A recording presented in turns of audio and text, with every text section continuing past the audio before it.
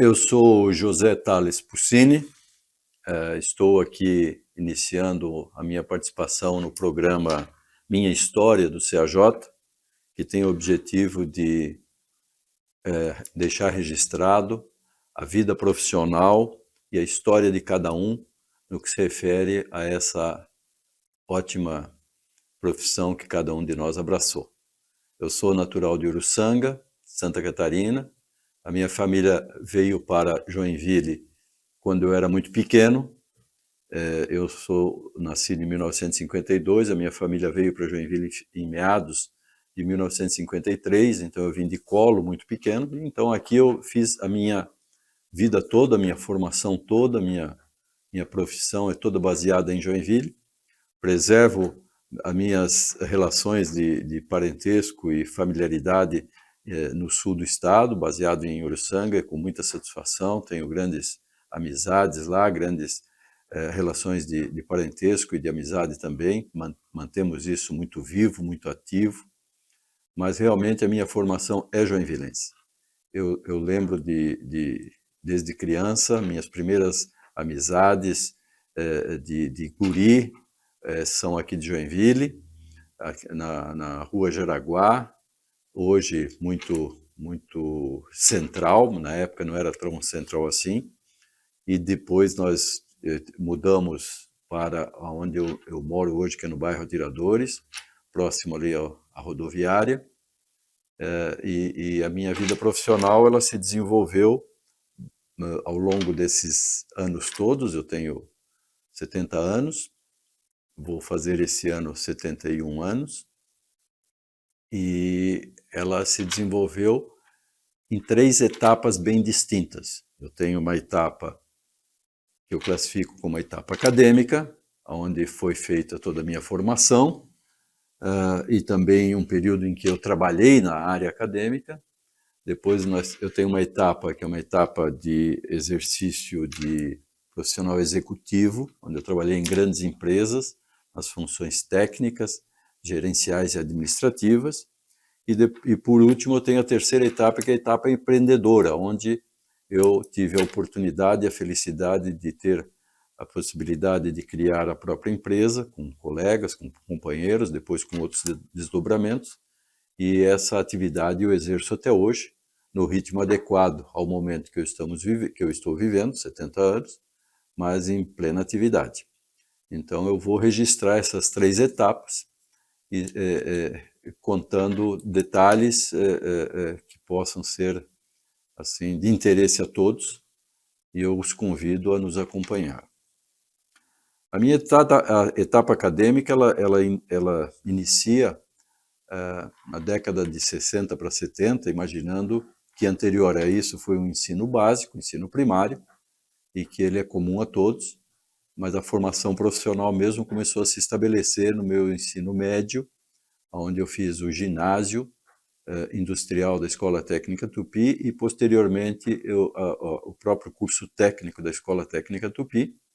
E logo em seguida, com esse curso técnico voltado para a área de mecânica, existiam 2 modalidades, que era mecânica e metalurgia. Eu optei pela mecânica. Eu consegui já começar a faculdade de engenharia logo em sequência. Então, entre 60 e 70, eu comecei na Escola Técnica em 1965 e fui me formar em engenharia ao final de 1974. Então, quer dizer, foram quase 10 anos, 9 anos aí em formação na área tecnológica, tanto como ginásio industrial, escola técnica e engenharia mecânica. Imediatamente após o curso de engenharia mecânica, eu tive a oportunidade de continuar estudando, então eu fui a Florianópolis fazer o curso de mestrado na Universidade Federal, onde eu passei lá mais 2 anos estudando, fazendo o curso de mestrado, e que foi excelente, em função de que eu tinha inicialmente feito um curso de engenharia mecânica de operação, que era uma modalidade que existia na época, era um curso de 3 anos, e os cursos de engenharia normalmente eram de 5 anos. Com essa possibilidade, eu consegui em 5 anos fazer um curso de engenharia e um curso de mestrado completando os 5 anos. Durante, concluída a fase de créditos no curso de mestrado, eu tive liberdade para atuar no mercado, uma vez que não existia mais aulas. Eu tinha tempo dedicado à produção da tese de mestrado, na época nós chamávamos isso, hoje se fala, se não me engano, em dissertação de mestrado. Mas nesse período, então, eu voltei para Joinville e tive a oportunidade, fui convidado para trabalhar na Escola Técnica Tupi como assessor da direção da escola, em que eu tive a oportunidade, então, de ver o lado acadêmico pelo lado da sua formação, e não pelo lado do acadêmico. Passei a ter a visão do professor, do docente, não só do discente. E foi um período extremamente rico. Foram 3 anos em que eu trabalhei na Escola Técnica Tupi, fazendo ainda a minha dissertação de mestrado, vinculada à Universidade Federal de Santa Catarina, e a Escola Técnica Tupi, naquela época, já como toda escola, muitas dificuldades para fechar o orçamento no fim do ano. Era um período em que o Brasil estava já vivendo uma transição de modelo sociopolítico. Nós estávamos saindo do regime de administração mais dirigida pelos militares e entrando para um período de administração mais pública, eleitoral, quer dizer, e as empresas começaram então a rever as suas políticas de trabalho, as suas políticas de investimento, e a escola técnica, que sempre vivia com grande força de subvenção de indústrias, que eram o final objetivo de seus alunos, começou a ter algumas dificuldades, teve que se fazer ajustes. Eu vivi aquele período todo, foi riquíssimo, e dali, inclusive, eu tive a oportunidade, uma rara oportunidade, de criar um curso, que na época foi solicitado pela Fundição Tupi, na época, Indústria de Fundição Tupi, que era um curso para que os seus encarregados de produção de linha tivessem uma visão mais eclética do todo e pudesse, com isso, ter uma atuação mais independente, com maior grau de autonomia, com mais eficácia. Eles tinham uma grande formação técnica, eram grandes técnicos, alguns até com um grande grau de autodidatismo, mas eles tinham tido poucas oportunidades de outros tipos de informação. Então nós criamos um curso que chamamos um curso de mestria, que foi um curso bem interessante porque ele tratava o básico de qualquer atividade social e empreendedora. Ele tratava de estatística, ele tratava de matemática financeira, ele tratava de contabilidade, e ele tratava de comunicação, através de uma revisão do curso, do nosso idioma pátrio, que é o português, de uma forma bem mais objetiva, bem mais compacta. Então, com essas cadeiras, repetindo essas cadeiras nas estatística, contabilidade, matemática financeira e português, de forma compacta e sintética, nós dávamos a visão que todo mundo precisava sobre a base técnica que ele já possuía, para que ele se tornasse efetivamente um grande profissional, um profissional completo, e até um empreendedor, a partir do momento que desejasse assim ser. Esse curso perdurou por bastante tempo na escola, muitas pessoas o fizeram, inclusive nós tivemos a oportunidade de apresentar esse curso em congressos e seminários promovidos pelo MEC, e fomos muito bem elogiados, dizendo que era a tendência que o próprio MEC já estava vendo para o futuro da educação. Então, nessa fase de final dos anos 70, início dos anos 80, eu resumi a minha fase acadêmica com essas experiências todas, e no início dos anos 80, eu recebi um convite para trabalhar na CIPLA, na área de treinamento e assistência técnica. Claro, tudo a ver com o que eu tinha, com a minha formação, e a CIPLA, na época, estava querendo fortalecer essa atividade de assistência técnica e treinamento, porque ela já era uma grande empresa. Ela, naquele ano, tinha sido homenageada pela revista Exame em mais de 5 indicadores, que a revista Exame tinha os indicadores, os maiores e melhores da revista Exame, com vários indicadores de tipos de empresa e classificação. E a Cipla foi escolhido a melhor entre utilidades do lar, plásticos e borracha, produtos de material de acessórios de material de construção, e eu não lembro exatamente todos, mas foram 5 indicadores ou mais. Era uma empresa top a nível nacional, era uma empresa com expressão no país inteiro, e 100% de equipe própria de vendas. Então, eles decidiram fortalecer a parte de assistência técnica e treinamento do seu quadro de vendas. Eu fui convidado para esse trabalho e tive uma oportunidade também muito, muito especial, porque com essa atividade eu pude desenvolver uma cartilha, minha primeira cartilha da vida, que eu sou bastante produtivo em cartilhas. Nós fizemos lá uma cartilha sobre plásticos, materiais plásticos, processos, produtos e transformação. Então, o que nós fizemos? Nós fizemos a cartilha em 2 etapas, uma delas voltada para o produto em si, a matéria-prima plástica, tanto a nível de termoplástico como a nível de termofixo. Abordamos os diferentes plásticos, tanto de commodities, de utilidades do lar, quanto os plásticos mais voltados para produtos de engenharia, para aplicações técnicas, e também os termofixos, que eram os produtos, são o tipo de classificação de plástico em que ele não se regenera.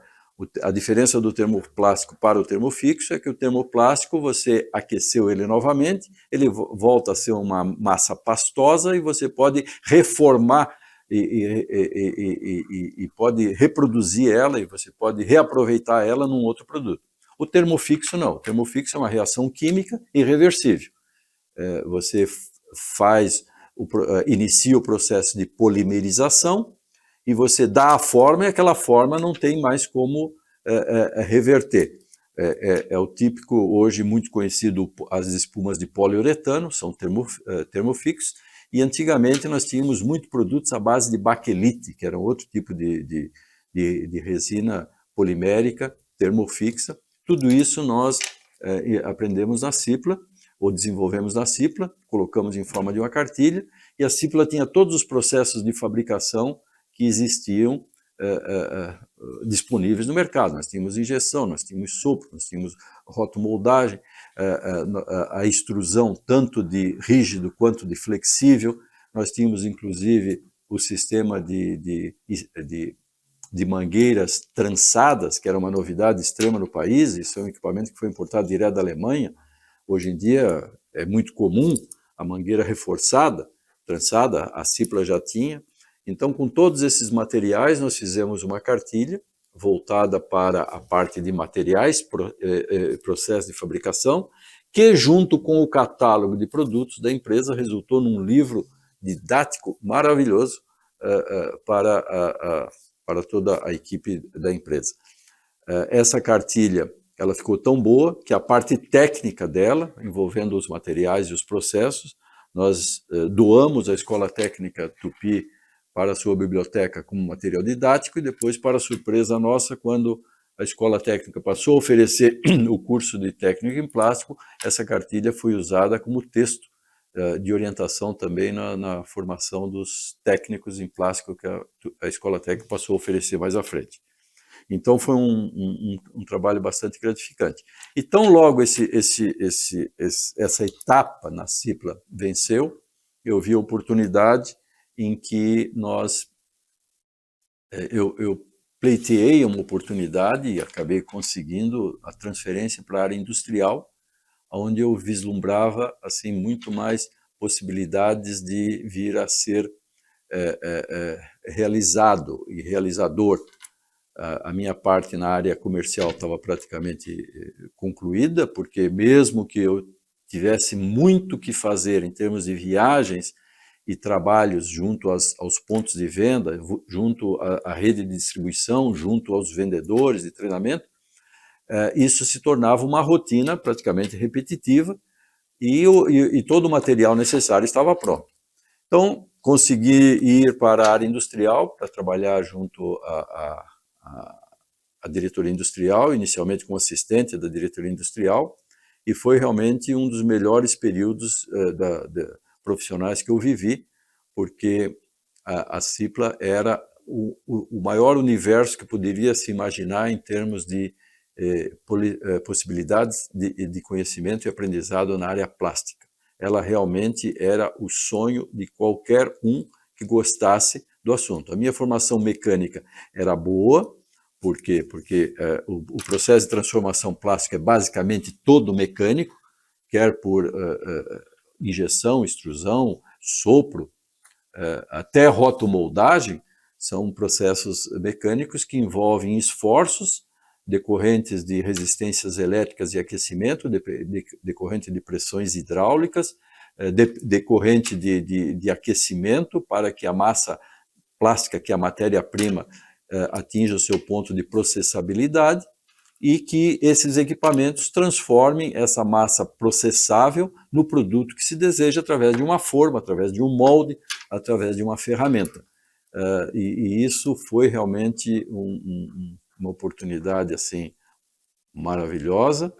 Eu consegui desenvolver várias atividades dentro dessa experiência que eu tive na Cipla. Eu além de assistente técnico do gerente, do diretor industrial na época, eu acabei assumindo a gerência de engenharia e qualidade, onde nós envolvíamos métodos, processos e qualidade, e na época a Cipla já era uma empresa de vanguarda, porque ela tinha uma característica.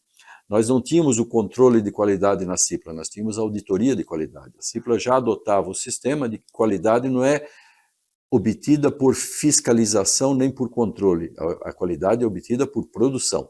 Então, a qualidade da produção, a qualidade do produto era garantida pela produção. E o controle de qualidade, na realidade, era uma auditoria de qualidade em que usava com a produção o mesmo procedimento que o nosso cliente ia adotar nos produtos que ele recebesse da Cipla. Auditoria, os pontos de aferição, as planilhas de conferência, era assim que nós adotávamos. E junto a esse procedimento, eu também tinha o departamento de métodos e processos, em que nós definíamos os procedimentos em que os produtos iam ser elaborados, quer junto à máquina, ou quer em linha de montagem, porque muitos dos produtos da Cipla, eles envolviam vários itens que precisavam ser montados para chegar ao produto final. Um dos exemplos mais conhecidos é a caixa de descarga, que ela tem sifão, ela tem vedação, ela tem haste, ela tem torneira de boia, ela tem a boia, ela tem uma série de elementos que isso tudo são feitos em momentos diferentes, são montados numa linha e depois eles têm que ter um desempenho exclusivo. Então eu trabalhei nessas duas áreas como gerente de departamento, depois consegui migrar para a área de engenharia de produtos, aonde foi realmente talvez o ápice da minha presença dentro da própria Cipla, porque dentro da engenharia de produto eu tive a oportunidade de conversar com todos os fornecedores de materiais, eu tive a oportunidade de conversar com todos os fornecedores de equipamento, eu tive a oportunidade de conversar com todo o pessoal de mercado, marketing e tudo mais, e coordenar essa equipe toda que desenvolvia aqueles produtos. Eu lembro que num determinado momento na Cipla nós tínhamos uma carteira de 100 produtos em desenvolvimento e tínhamos que dar vazão àquilo. Quer dizer, era uma outra indústria dentro da própria indústria. E o interessante que pouca gente sabe é que uma empresa líder ela tem o ônus de ter todos os produtos da linha que o mercado consome. Mas o que realmente dá resultado são 20% desses produtos, 30% desses produtos. O resto são produtos complementares à linha. Então nós tínhamos que concorrer com várias empresas no mercado, em vários segmentos, em que nós éramos líder em várias linhas e concorríamos com pessoas que vinham brigar conosco só na linha, só nos produtos A da linha. Então, essa carteira, por exemplo, de desenvolvimento de 100 itens, nós tínhamos certeza que desses 100 itens, 5 a 10% seriam produtos classe A. 5 a 10% seriam produtos que realmente fariam a empresa garantir o seu futuro. Os outros seriam produtos complementares. E esses produtos de 5 a 10%, o mercado ia copiar depois que ele desse certo. Então, nós tínhamos que desenvolver 100 produtos, jogar no mercado esses 100 produtos.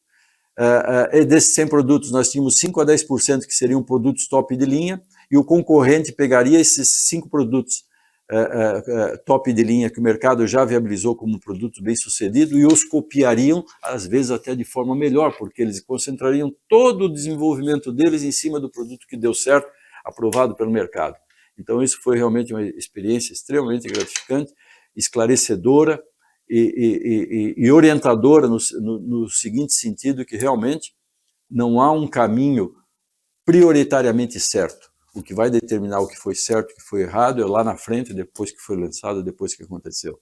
Então, até hoje, eu classifico a Cipla como um dos melhores ambientes em que eu efetivamente tive a oportunidade de trabalhar, tanto no que se refere à variedade de produtos, quanto no que se refere ao potencial de realização que nós tínhamos lá dentro, e particularmente no que se refere ao ambiente de inter-relação entre as pessoas.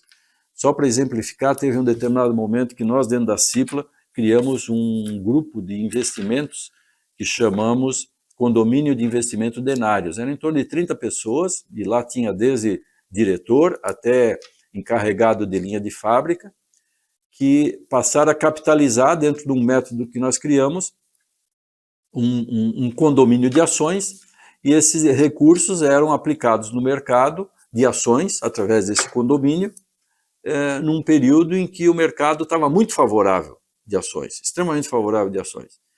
E chegou num determinado momento em que a realização foi tão interessante, tão boa, que numa das reuniões do condomínio se sugeriu analisar a possibilidade de transformar aquelas ações todas na ação de uma empresa só, ou seja, adquirir uma pequena empresa, ou condomínio de investimentos denários, adquirir uma pequena empresa para desenvolver essa empresa a partir daquele grupo de sócios que existiam, que eram 30 pessoas. E se criou, e a ideia foi em frente, se comprou uma pequena empresa de cortador de grama, que existia ali na Rua Santa Catarina, próximo aos Irmãos Mais, que chamava Metalúrgica Gessé, fazia um cortador de grama com uma base de alumínio fundido. Essa Metalúrgica Gessé passou a ser a CID Produtos, decorrente do Condomínio de Investimento Denários, e hoje é uma excelente empresa de utilidades utilidades de ferramentas. Ela começou com o cortador de grama, do cortador de grama ela migrou para outros produtos da linha de jardinagem, carrinho de mão, betoneiras. Depois ela adquiriu uma empresa lá no Rio Grande do Sul que fazia rodízios para móveis. Então é uma empresa extremamente pujante. Hoje ela está lá próximo ao aeroporto. Quando vocês estiverem passando pelo viaduto do aeroporto, vocês olhem à esquerda, no sentido do aeroporto à esquerda, vocês vão ver lá a empresa CID. Ela nasceu dentro da Cipla. Hoje ela tem uma estrutura, muitas pessoas realizaram as suas cotas, porque tiveram outros caminhos, muitos continuam lá dentro, e os dois diretores que tocam a empresa são originários daqueles 30 que fizeram parte do grupo que compôs o Condomínio de Investimento Denários. Então, aqui eu encerro então, essa parte da minha presença na Cipla, que é a primeira etapa da minha fase executiva. Volto a dizer, foi uma das melhores ambientes de trabalho que eu tive a oportunidade de participar e viver até hoje. Eu acabei, em meados da década de 80, 85, 86, por aí, recebendo um convite para voltar ao Grupo Tupi, mas para abraçar um projeto que o Grupo Tupi estava criando, que era uma diversificação para plásticos, particularmente plásticos de engenharia, um projeto recém-criado, para colocar a empresa no segmento de peças plásticas com aplicações técnicas. Uma oportunidade única, era um ambiente de profissionais profundamente competentes nas áreas de gestão empresarial, em particular nas funções tecnológicas, mas com um histórico de gestão administrativa invejável. Haja visto ter sido a primeira no estado a implantar o sistema de informática com um dos maiores computadores do país. A primeira diferença foi a relação de trabalho. Eu deixava de ser seletista para ser estatutário, ou seja, eu deixava de ser empregado registrado e iniciava uma atuação como membro da sociedade empresarial. Minha missão era ser diretor industrial da Tupi Tecnoplástica, criada para inserir o Grupo Tupi no segmento de peças técnicas em termoplásticos. Foi um novo mundo e o ambiente era de visão no futuro. A Tupi sempre pensou na frente, a lembrar a escola técnica, o centro de pesquisas, a unidade de polimerização de EPS, ser a maior fundição da América Latina, em resumo, sempre vanguarda. Nossa missão começou em São Bento do Sul, na base Plasb, empresa de ótima tecnologia em frascos para medicamentos, cosméticos e alimentos. Por questões administrativas, esteve em dificuldades e o Grupo Tupi assumiu. Era o núcleo do projeto e avançamos rápido. Logo em seguida, assumimos uma empresa no Rio de Janeiro, a Plásticos Guarani, que estava fabricando plásticos para óleo lubrificantes. O desafio era mudar de Bom Sucesso para São João do Meriti sem comprometer os clientes. Em início de 86 já tínhamos duas plantas, São Bento do Sul e São João do Meriti. Nesse ano tivemos mais desafios. Assumir uma empresa de injeção técnica em São Paulo, bairro Cambuci, a Plástico Burmati. A partir de outubro tínhamos uma planta a mais, agora em São Paulo, com o mercado focado em produtos eletrodomésticos, eletrotécnicos e na indústria automobilística. A Cipla atravessava um período de sucessão acionária e bons profissionais ficaram disponíveis. Era o que precisávamos para montar uma equipe qualificada que já se conhecia. Assim fizemos. O novo desafio era recuperar a rentabilidade dessa unidade. Tinha bons produtos, mas clientes muito poderosos. Com a nova base, a nossa equipe transfere a diretoria para São Paulo.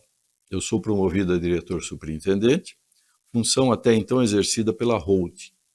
Um período de inflação acima de 3 dígitos, um ambiente muito delicado, uma planta antiga com 3 níveis físicos, uma carteira de cliente de difícil negociação, tomamos medidas extremas.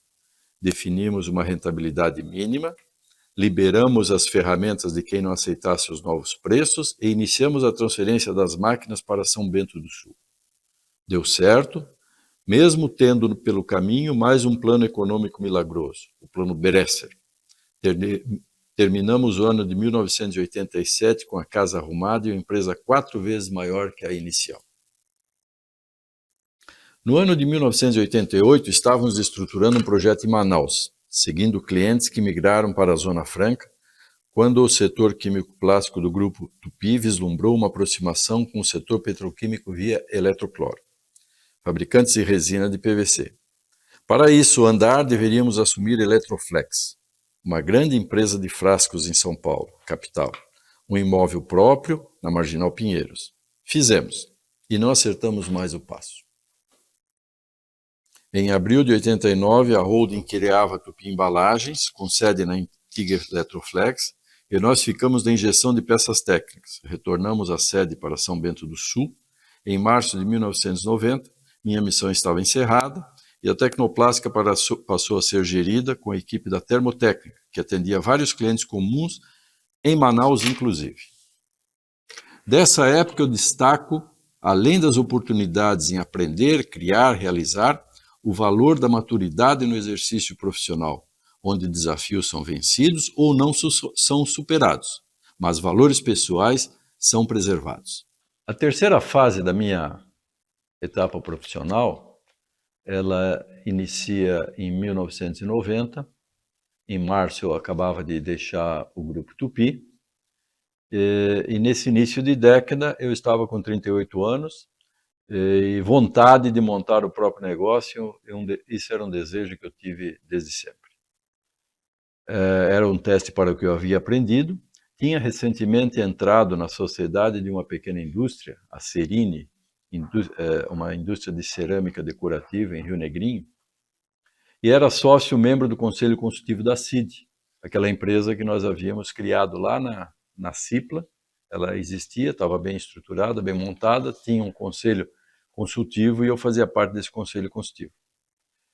E eu possuía em Piraberaba um galpão já construído há algum tempo, quando eu tinha feito uma experiência de fabricar tubos de cimento com a gestão de um parente próximo. E esse galpão já estava desativado porque aquela experiência não foi bem sucedida.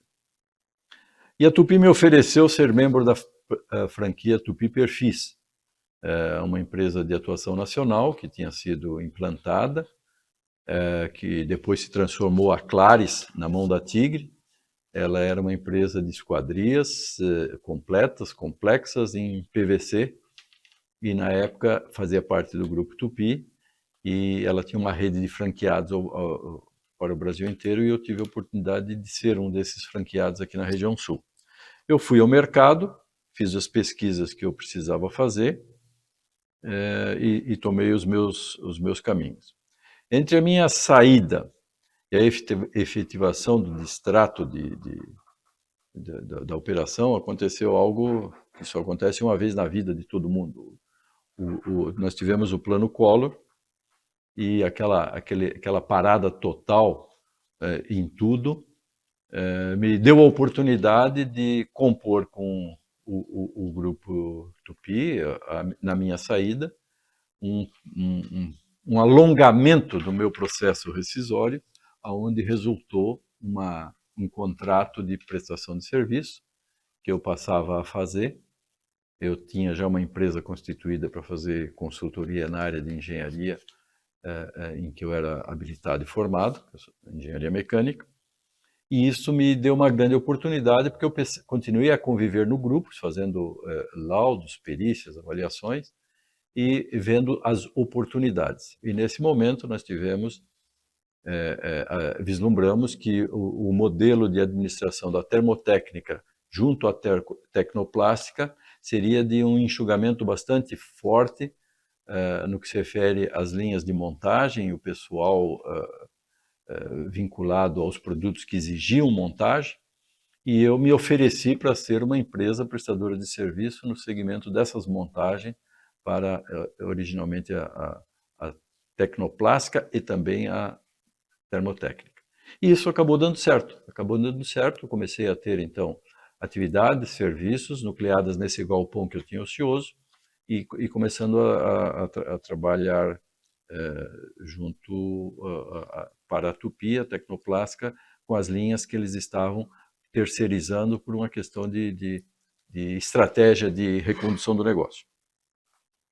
E esse trabalho acabou resultando que nós acabamos assumindo uma linha inteira que nós tínhamos na tecnoplástica desenvolvido para atender um cliente na Flórida, nos Estados Unidos, que era a Superior Shades and Blinds, uma fabricante de persianas lá. Ela fabricava os tecidos de persianas e montava persianas para lojas de departamento, e nós tínhamos desenvolvido essa empresa como cliente para fornecer os componentes plásticos, os famosos carrinhos de persiana vertical. E no evoluir da transição da empresa, tecnoplástica termotécnica, essa linha ficou pesada, porque envolvia muita montagem. Então, num primeiro momento, nós passamos a ser a empresa montadora dos produtos, e num segundo momento acabamos assumindo a operação toda, adquirindo as injetoras. Eram 3 injetoras envolvidas no processo. Os moldes eram da empresa nos Estados Unidos, e por acordo de parceria, esses moldes foram integrados no novo acordo comercial, e com isso nós criamos uma base completa de atuação a partir desse produto, e tivemos a oportunidade então de trazer para o Brasil os produtos que a Superior Shades fabricava, que eram as lâminas em não woven, que é o não tecido, é uma manta feita a partir da pluma, em que dispensa a fiação para fazer a tecelagem. E isso era inédito no Brasil. Nós passamos a ser representante deles, não exatamente representante, passamos a ser um distribuidor deles. aqui no mercado, nós compraríamos os produtos deles de forma exclusiva e revenderíamos aqui no mercado. Isso criou um projeto relativamente grande, nós buscamos composições com sócios, criamos a empresa Persiana Superior do Brasil em 4 sócios, onde tinham 2 pernas, uma que nós exportaríamos os injetados para a empresa americana e outra que nós importaríamos o que ela fizesse para o mercado brasileiro. Esse projeto, na parte de importação, acabou não dando totalmente correto, porque os concorrentes que já estavam de olho no Brasil vieram para cá com mercadoria própria, com marca própria e com linha vertical de atuação. Então, nós passamos a ter uma concorrência, sendo distribuidor de marcas com produtos semelhantes que eram proprietários. Então, a parte comercial de importação e venda no mercado interno não rodou bem, nós recompusemos a sociedade. A parte de exportação de componentes que eu administrava pela base industrial, ela rodou bem e eu acabei assumindo as cotas dos outros, num processo bem negociado e bem acordado, e a empresa, então, passou a ser somente minha nesse contexto, e a parte de injeção rodou bem por 10 anos, e foi um projeto muito bom. Agora, quando nós fizemos essa empresa de serviço para a Tupy, nós buscamos outros clientes também. E conseguimos atrair a Tigre como cliente. A Tigre estava mudando para a rua Bororós, saindo da rua Chavantes, e tudo que era produção de baixo nível de produtividade para a nova planta, ela procurou terceirizar. E com isso nós conseguimos 3 linhas no serviço de terceirização, que foi a linha de injeção de conduletes, a linha de extrusão de varetas de solda e espaguete de amarração em PVC flexível, e a linha de extrusão de eletroduto a partir dos inservíveis gerados dentro da própria Tigre. Com essas 3 linhas, nós distribuímos a nossa operação, deixamos a Artefatos somente com extrusão e colocamos em São Bento do Sul, no galpão da antiga Serine, a linha de injeção. A Serine é uma empresa que eu tinha ficado sócio e ela, no meio do caminho, foi desfeita a sociedade e na minha participação, que eu tinha na sociedade, fiquei com o imóvel. E esse imóvel eu aproveitei para plantar a linha de injeção. Então, nós estávamos chegando em final da década de 90, 2001 particularmente, com grandes projetos, com grandes clientes, 2 plantas montadas, um bom volume de negócio, e eu tinha conseguido realizar o meu desejo, o meu sonho, que era ter uma empresa sólida e uma empresa bem estruturada. Dessa época eu gostaria de registrar algumas observações. A primeira decisão importante que eu tomei foi a escolha de um contador, que além de eficiente, nos exigisse sermos absolutamente corretos sob as normas da lei. Isso foi uma decisão tomada por uma pequena experiência anterior que eu já tinha tido, e eu fui bastante exigente nisso e muito feliz na escolha.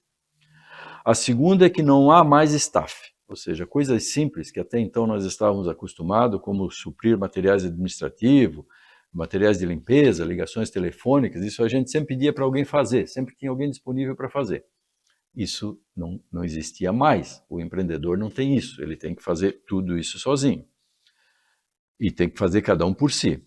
O mercado não paga custo fixo de ociosidade nem conforto, muito menos desperdício. E a terceira é a importância de um cliente estável e confiável no início de cada projeto.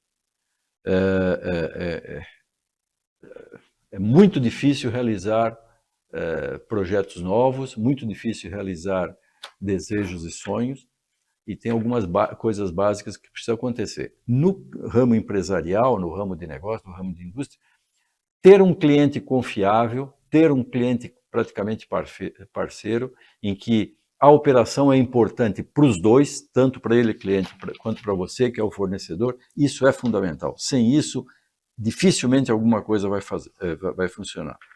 E muito foco no negócio.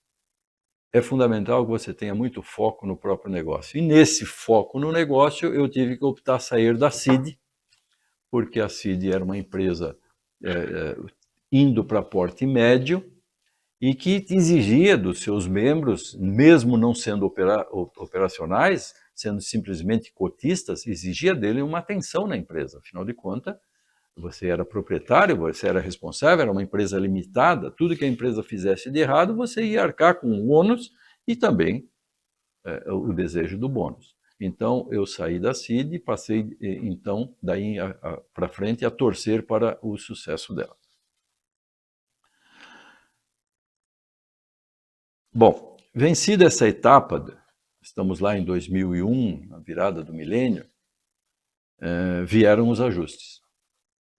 A Tigre, por exemplo, retornou à linha de Condulete com novos desenhos e passou a injetar internamente.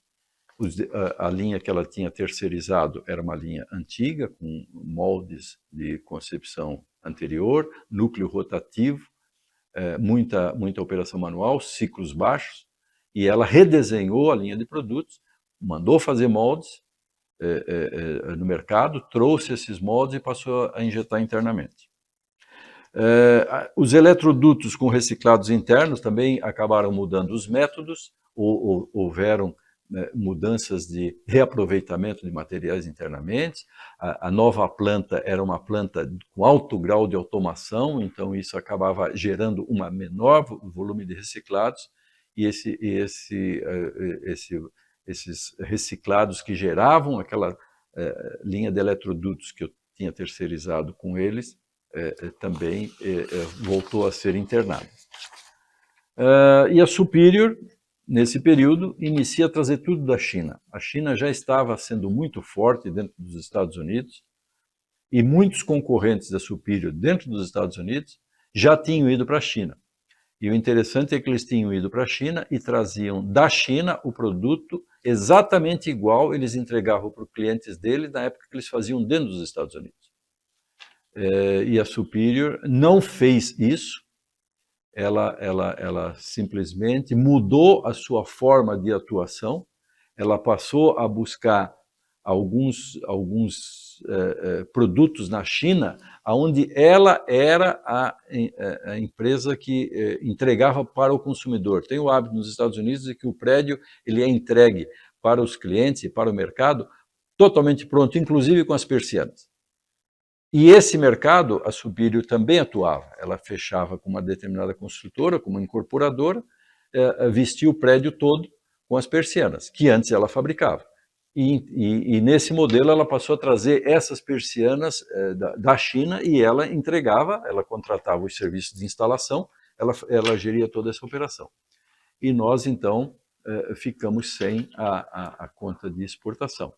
E nós tínhamos no meio do caminho montado uma empresa nos Estados Unidos, que foi a JT Puccini Inc., porque por questões administrativas e operacionais, começou a ficar complicado a gente fazer aquela exportação da nossa empresa, Artefatos, produtos e serviços para a Superior nos Estados Unidos, principalmente quando a gente utilizava incentivos fiscais, como o drawback, verde e amarelo, aquela situação toda. Então, o que nós fizemos? Nós criamos uma empresa lá em Pompano Beach. Essa empresa passou a ser a cliente da nossa empresa aqui no Brasil e passou a ser fornecedora da empresa da Superior lá nos Estados Unidos. Com isso, tudo que nós planejávamos de exportação, nós cumpríamos 100%.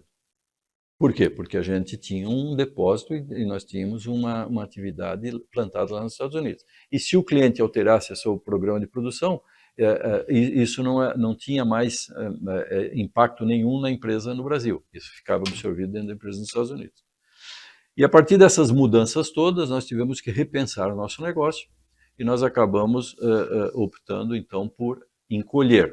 Ou seja, nós refizemos todos os nossos contratos, nós adequamos as nossas linhas de produção, nós trouxemos as injetoras em menor número para dentro da Artefatos, nós diminuímos o número de extrusoras na operação com a Tigre, porque não eram mais necessárias, e passamos a atender o mercado interno com uma maior variedade de produtos, e uma atuação mais focada em produtos técnicos. Nós passamos a integrar na nossa linha de produtos as persianas externas, que nós não trabalhávamos, passamos a trabalhar com esse produto, que é um produto que nós trabalhamos até hoje, os toldos articulados, que eram produtos são populares no mundo inteiro. No Brasil, eles não são tão populares, são mais populares os toldos fixos e permanentes, mas esses nós não trabalhamos. Nós trabalhamos com os toldos articulados, aqueles que você recolhe, aquele que você usa na medida que você quer sol, quer sombra, ou que você quer algum tipo de proteção, e passamos também a dar mais intensidade à venda de componentes para os instaladores e demais pequenos fabricantes de persianas e componentes. Com isso, nós fizemos uma redução bastante expressiva no nosso time, ficamos numa planta só, que é a planta de Piraberaba, e com isso nós rodamos bastante estáveis até mais ou menos 2010, onde, para tomar um caminho mais definitivo, então nós tivemos a oportunidade e fomos visitar uma feira em Xangai para tentar entender o que estava acontecendo lá no outro lado do mundo, em que estávamos perdendo muitas das nossas presenças e participações com a atuação dele. Então fomos em 2010 a Xangai, visitamos a feira e ficamos extremamente impressionados com a dinâmica, com a vanguarda. Lá eles têm efetivamente de tudo. Quem imaginava ou imagina que o produto que vem de lá é um produto de má qualidade está totalmente errado. Eles fornecem o produto que o cliente quer, tanto em qualidade quanto em quantidade, e eles fazem acontecer no preço, no balanço de qualidade, volume, quantidade, frequência, entrega, ou seja, ficamos extremamente bem impressionados e, por consequência, não ficamos motivados a trabalhar com eles, nem como parceiros, nem como concorrentes. Nós entendemos que para concorrer com a China, você tem que ser muito grande, muito forte, e para você compor com a China, você tem que pensar um pouco como ele pensa. E eu não consegui entender direito exatamente como ele pensa na ótica comercial. Ele tem uma cultura comercial própria, aliás, milenar, né? O Ocidente aprendeu com a China o comércio, com a famosa Rota da Seda, que estão querendo ressuscitar agora, e a nossa decisão foi, então, voltar a atuação dos nossos negócios para nichos mais específicos, para atuações mais de baixa concorrência, com diferenciais de mercado, e começamos a dar muita atenção à reciclagem, particularmente de PVC, que nós já tínhamos alguma experiência, e tínhamos no mercado muitos clientes nossos que nós víamos que tinham retalhos de PVC sem o que fazer com eles, em peças.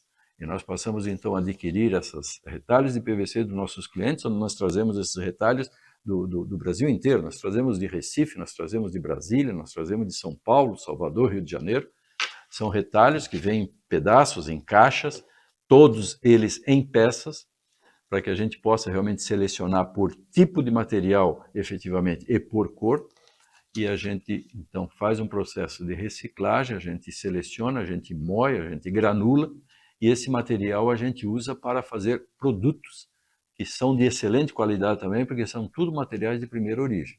Então a gente passou a dar esse tipo de atenção. E na loja, que nós tínhamos aberto o leque de atuação da loja, que nós já tínhamos desde 1994, uma loja de persianas. Agora, em segundo semestre de 22, nós fizemos uma avaliação bastante profunda no que se refere à atuação dos nossos mercados, em cima de um cadastro de mais de 10 mil clientes ativos, e decidimos preservar e fortalecer a atividade de fábrica, com foco muito forte na operação de reciclados, e com esses reciclados a fabricação de produtos de boa qualidade e função técnica. A loja passou a ser um escritório, basicamente, de vendas e representação, onde nós continuamos atuando com as persianas externas, porque é praticamente um produto de fábrica, que boa parte dele a gente fabrica, com os toldos articulados, que são produtos técnicos e um catálogo pequeno de cores, e são produtos que a gente praticamente negocia todo ele pelo telefone. A gente só se desloca ao cliente praticamente com o pedido fechado e, eventualmente, não sai esse pedido se tiver alguma questão técnica na aplicação do produto que não foi vista durante essas negociações. Ou seja, nós eliminamos dos nossos custos toda a parte de planejamento e orçamento de produtos em que o sucesso é muito baixo. Os demais modelos de persiana que a gente trabalhou por esses anos todos e fez esses 10 mil e poucos clientes ativos, são produtos que a gente tem uma concorrência hoje de várias fontes, e às vezes até dos próprios fornecedores, e o sucesso do orçamento frente ao pedido colocado ficou muito pequeno. E esse custo o mercado não paga. Então nós concentramos toda a nossa visão atualmente em produtos em que a gente tenha pouca perda, muita eficiência e foco realmente na produtividade e na rentabilidade. Então agora, a partir desse metade do segundo semestre de 2022, nós passamos a continuar a ser uma empresa de injeção e extrusão de plásticos, continuamos a ter o nosso endereço, onde sempre tivemos aqui na esquina da Autocardef com a Gota Arquesa, mas como um escritório de vendas de produtos mais técnicos. Nós continuamos a vender componentes para quem efetivamente está no mercado de reposição, está no mercado de instalação, até para consumidores finais que queiram comprar os componentes para fazer a própria manutenção, mas deixamos de vender as persianas internas sob encomenda, em função de que, infelizmente, a rentabilidade delas ficou comprometida com baixo nível de adesão do orçamento, do estudo e do projeto em pedido. E durante essa etapa empreendedora, eu também passei a dedicar mais tempo para a profissão no que se refere aos seus serviços voluntários. Eu lembro que lá em meados de 90, nós passamos a ter uma atuação muito forte no CAJ e no próprio CREA, onde de 94 a 98, eu particularmente fui muito ativo, fui presidente do CAJ, fui conselheiro do CREA, fui inspetor-chefe na inspetoria, e a partir de 98, como eu passei a dedicar mais tempo ao mercado americano, à empresa dos Estados Unidos, e lá montamos a nossa empresa, a JT Puccini Inc. Eu fiquei um pouco afastado, mas sempre acompanhando e dando opiniões e participações na atuação dessa representação. E a partir agora de 2016, eu voltei a ter uma função um pouco mais operacional, voltei a fazer parte da diretoria do próprio CAJ, e eu destaco isso porque nessa fase de empreendedorismo, uma entidade profissional como nós temos aqui, ela é fundamental para que o profissional ele volte a ter um guarda-chuva. Quando ele está numa grande empresa, quando ele está numa empresa de porte médio para maior, ele tem um ambiente de proteção, ele tem um ambiente social próprio. Quando ele está iniciando um projeto, quando ele é um profissional liberal, quando ele é simplesmente um profissional em que vende consultoria, em que vende ideias, que vende projetos, ele se sente um pouco frágil no mercado, sem proteção. A entidade é muito importante, eu vivi isso, ela foi importante para mim quando eu comecei a minha empresa na década de 90, ela me deu esse guarda-chuva, a participação junto com os demais profissionais, com os demais ambientes, uma integração maior com as universidades, com as academias, uma integração maior com o sistema de fiscalização profissional, uma integração maior com a própria associação, ela foi importante, continua sendo importante. Então eu destaco como importante nessa fase de empreendedorismo, que eu passei a ter uma atuação muito forte no CAJ. Anteriormente, eu sempre atuei no CAJ, desde formado, mas eu atuava mais socialmente, esportivamente. Eu participava dos torneios de futebol, eu participava dos jantares, eu participava das comemorações de fim de ano. Então fica esse registro, que na parte empreendedora, além dos destaques que eu já fiz, eu passei a ter uma atuação muito forte no serviço voluntário do exercício da profissão, da proteção da profissão, com foco de empreendedor liberal e participação nas academias, além de dar aulas. Eu dei aula, voltei a dar aula nesse período, então eu aproveitei bem. E mais recentemente, eu publiquei em caráter experimental uma cartilha, que é a cartilha que eu chamo uma cartilha para a vida profissional, onde ela é um texto que está em duas partes. A primeira parte é a minha visão de mundo corporativo, que eu acho que é interessante, alguns conceitos bastante até diferentes, podem até se tornar relativamente polêmicos, mas serve como um fundo de debates para quem se interessar pelo tema. E a segunda parte eu conto a minha história com mais elementos no que se refere à minha própria atuação pessoal, familiar e social. Aí eu conto mais detalhes sobre pai, mãe, esposa, família, filhos. Eu procuro contar a minha história pessoal de 10 em 10 anos, então eu começo lá na idade criança, juvenil, e chego até aos dias atuais, na idade adulta, onde eu, inclusive, faço lá uma lista de valores que eu acredito.